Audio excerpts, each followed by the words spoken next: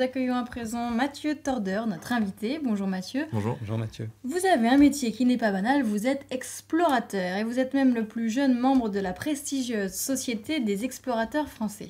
Oui, tout à fait. Vous avez quel âge? Ouais, Alors j'ai 26 ans et Ah. je suis normand. Le bébé. Vous êtes le plus jeune du plateau. Ouais.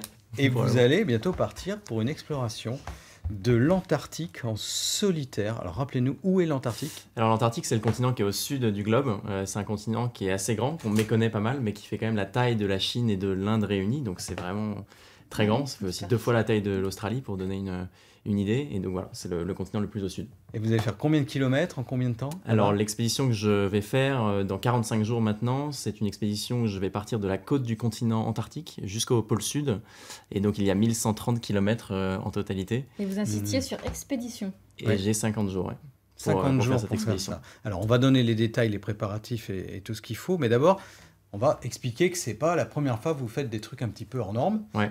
Depuis que vous êtes très jeune, vous faites des aventures. Tout à fait, ouais. Comment vous êtes devenu un aventurier? Qu'est-ce qui vous a donné envie? Mais je pense que si je remonte vraiment un petit peu à l'origine de tout ça, c'est peut-être mes lectures de Tintin. C'est-à-dire que moi, avant même de savoir lire, en fait, je me précipitais dans les bandes dessinées de Tintin et je parcourais les pages de ces BD de Tintin et Milou sans en comprendre vraiment les bulles parce que je savais pas lire, mais je voyais ce petit héros avec son chien se balader au Tibet, se balader en Amérique du Sud avec le Temple du Soleil par exemple, ou encore en Chine avec le Lotus Bleu.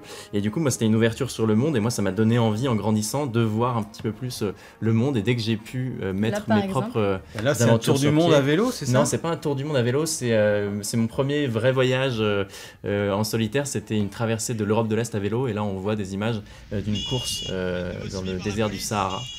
Et là, c'était cet été où je traversais le Sahara en Solex, en vélo électrique avec mon ami d'enfance, où on traversait le Sahara du Caire en Égypte jusqu'à Khartoum, la capitale du Soudan. Voilà, tout ça, on précise, en menant des études de Sciences Po. Ouais, alors je me suis d'abord, après en bac, je suis parti en Angleterre.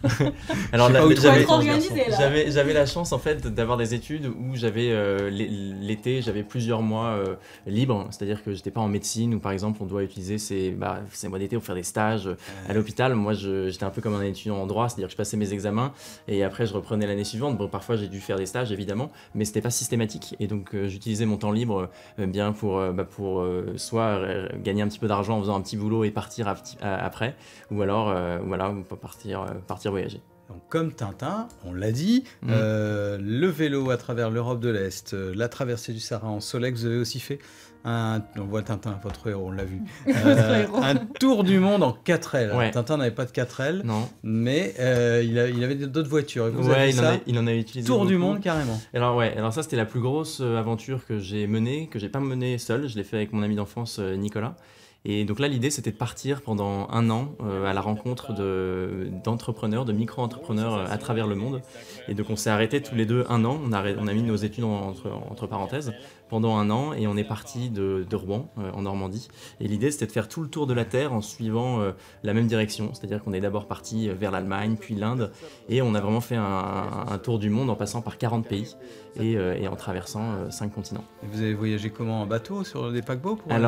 Pour passer d'un continent à l'autre, on mettait la 4L dans un container et le container montait sur un gros bateau. Parfois, on pouvait carrément conduire la voiture dans le bateau et on pouvait monter sur le bateau. C'était le cas pour la traversée de l'Atlantique, par exemple, où on a pu monter tous les deux, Nicolas et moi, avec la 4L et débarquer à Dakar. Sur le carabou de Jean, donc. Ouais, alors c'était pas exactement. C'était pas celui-là, mais bon. C'est joli ces images en tout cas. Semblable. C'est pas mal le coup du capot de la 4L là, qui se balade.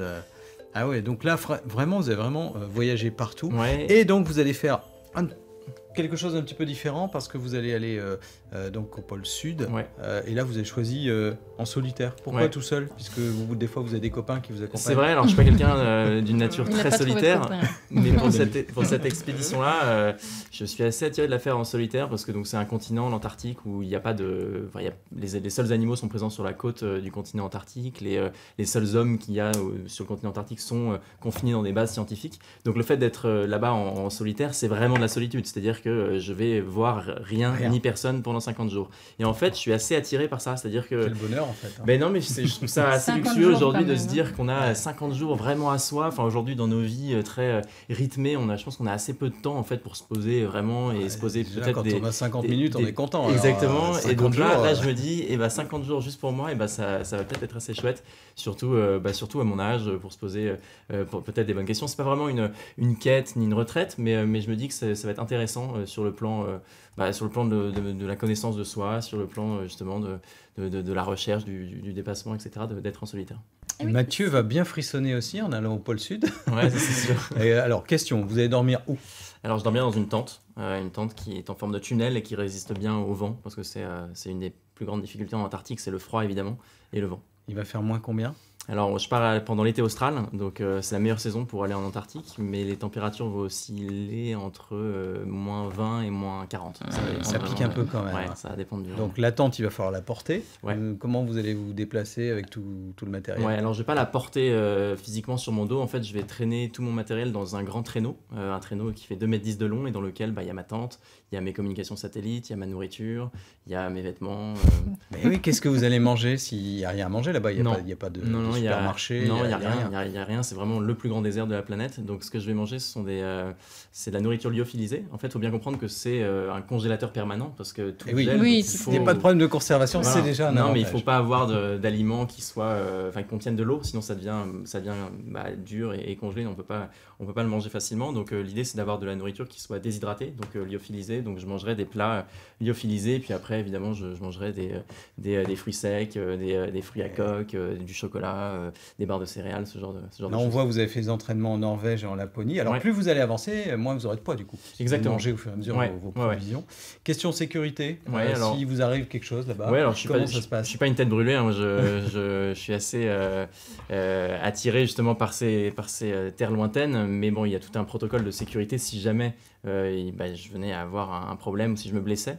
Et donc, il y a des pilotes qui sont basés sur la côte du continent antarctique, mais aussi au pôle sud, que je peux appeler avec mon téléphone satellite si jamais j'ai un problème. Et puis, évidemment, j'ai tout le matériel, j'ai envie de dire, qui est essentiel pour la survie en double. C'est-à-dire que j'ai 2 téléphones satellites, j'ai 2 réchauds, j'ai des fixations de ski de rechange, j'ai tout ce matériel-là indispensable. Combien de temps vous mettez à préparer cette expédition? C'est quelque chose à laquelle je pense depuis de nombreuses années, mais vraiment la mettre sur pied, ça fait peut-être 1 an et demi, mais je me suis entraîné déjà dans le froid depuis 2015.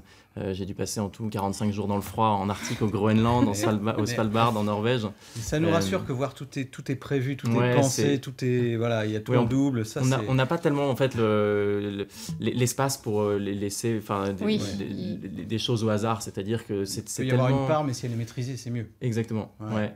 Et alors, ce qui est bien, c'est qu'on va pouvoir vous suivre. Et Malika a bien noté toutes les réseaux sociaux. Il y a une page Facebook, Mathieu Torder Adventure. Ouais, aventure. Ouais, alors j'ai fait à l'anglaise. Ah ouais, non, mais de toute façon, on me trouve facilement. Et un compte Instagram, Mathieu Torder, et le site objectifpolesud.com. Exactement, qui est le nom de l'expédition. Et sinon, j'ai mon site personnel aussi, mathieutorder.com, sur lequel il y a mes précédentes expéditions. On vous suivra, Mathieu.